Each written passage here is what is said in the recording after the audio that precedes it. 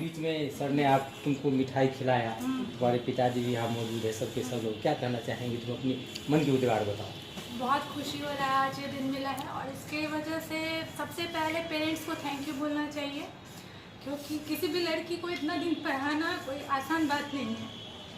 तो हम सबसे ज़्यादा अपने पेरेंट्स को थैंक यू बोलेंगे, स्पेशली मेरी माँ जिन्होंने आज तक मुझ पर विश्वास दिखाया है।